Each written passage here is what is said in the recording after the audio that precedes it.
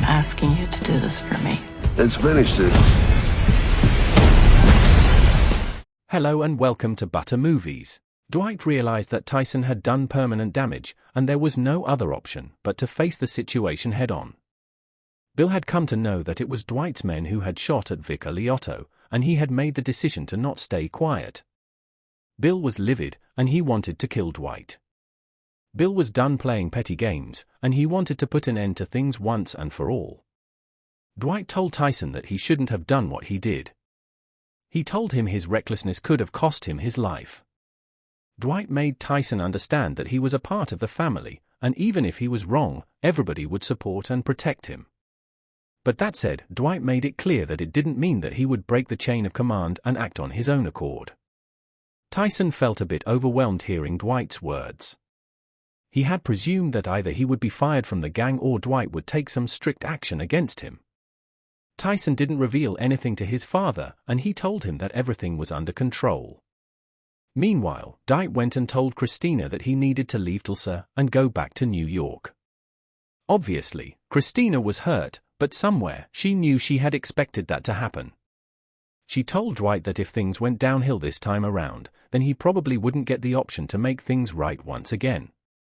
Christina didn't meet her father before leaving because she didn't want to get emotional and do or say something impulsive. Dwight was obviously shocked when he found out that she was gone, but he knew that he couldn't do much about it. So Dwight and his gang geared up for the upcoming battle, not knowing if they would be able to protect their territory or not, since the past few episodes was in talks with the heads of the various mafia families. He pitched the idea of removing Chicky from his position as the leader of the syndicate, and he had very strong reasons behind doing so, the primary one being that everybody was inclined to be on his side. Though nobody had evidence to prove it, they all knew that Chicky had killed his father. So in Tulsa King Season 2, Episode 8, Vince finally decided to confront Chicky with a few other respected members of the syndicate. Chicky probably knew that Vince was going to go against him, but he hadn't expected that it would happen so soon. Chicky was told that his recklessness had cost the syndicate a fortune. The profits were at an all-time low, and Chicky was told that he had made some bad decisions, which caused people to lose faith in him as a leader. Chicky had sent Dwight to Tulsa just because the latter's presence made him insecure.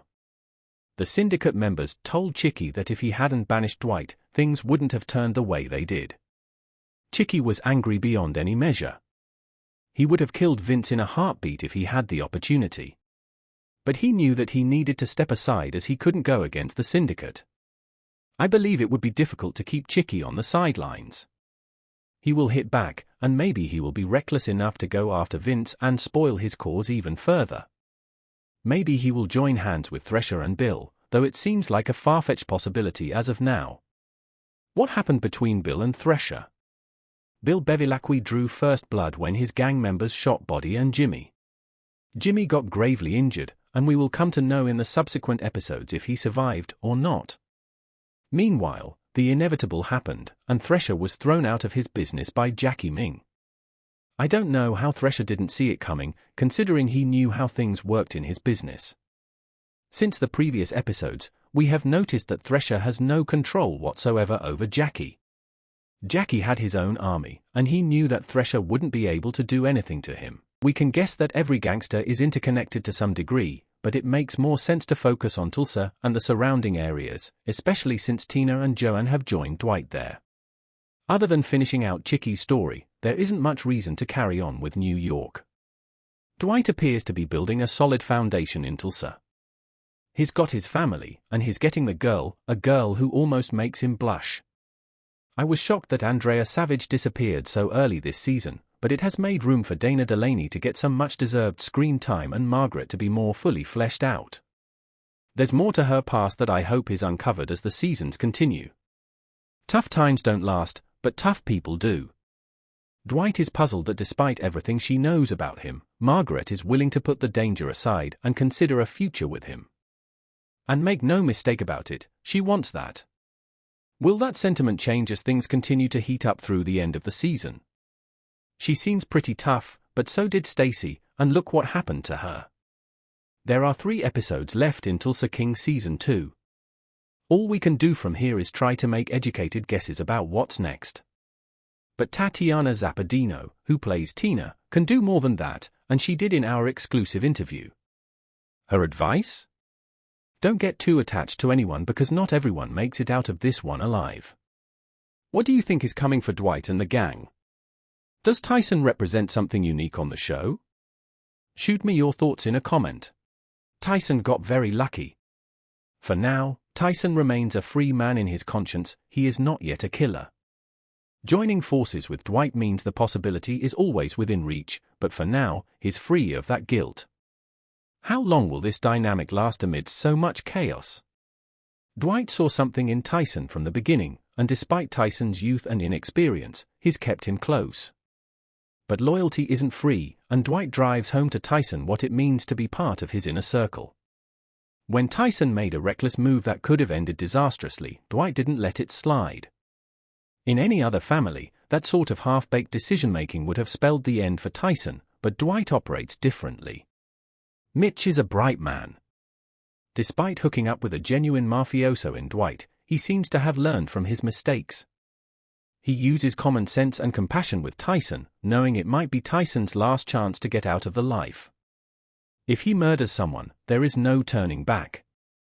He will see that life every time he closes his eyes for eternity. It's easy to kill someone, but it kills a piece of you, too.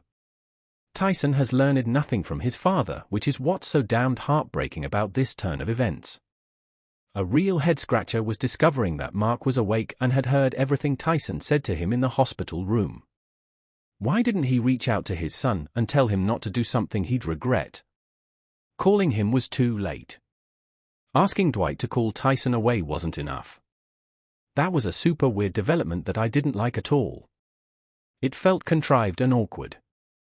If you wondered just how green Tyson was and how out of his depth he was with this situation, look no further than the fact the kid had his ringer on while waiting to make a hit on someone. Now, he may be in the clear. Bevilacque's guy may just be injured. We just had a similar scenario when we wondered if Mark died at the end of the last episode, only to learn he made it through fine.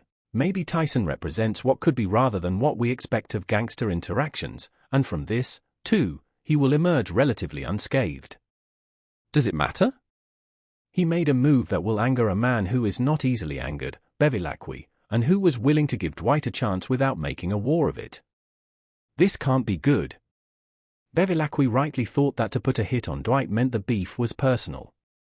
Discussing the situation with his partners, Bill came off as level-headed and interested in maintaining a useful and profitable relationship with Dwight.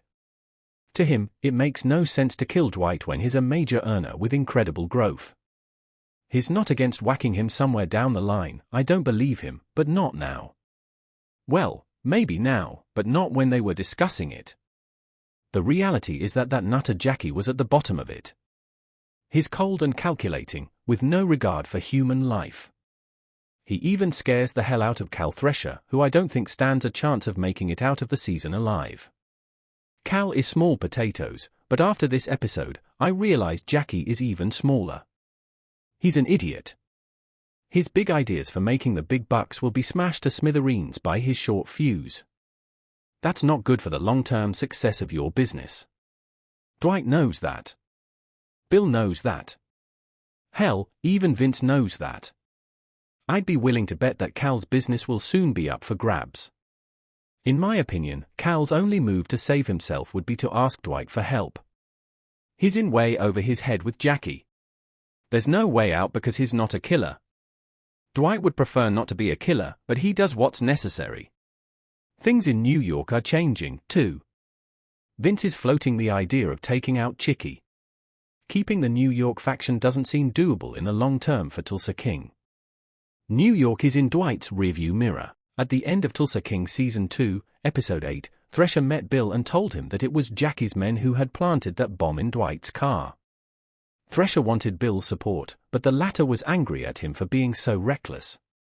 Bill was trying to sort out everything and look after his business, but one wrong move had spoiled everything for him. War was inevitable, and Bill knew that very well. Will Dwight kill Armand? Armand was in a desperate situation, and he had only himself to blame for it. For short-term profits, he did certain things that had a far-reaching impact. He had betrayed Dwight's trust and told Cal Thresher certain things he shouldn't have. Armand knew that it was just a matter of time before Dwight found out the truth. Armand was like that pawn who people used and then threw away. Dwight gave him a chance to build a life for himself, but he didn't respect that. Armand met his wife and told her about his plans to become a state witness. He asked her if she would come with him, and she, for obvious reasons, lashed out at him. Then Armand went to Thresher to ask for money, and once again, not only was his request turned down, but he was insulted in the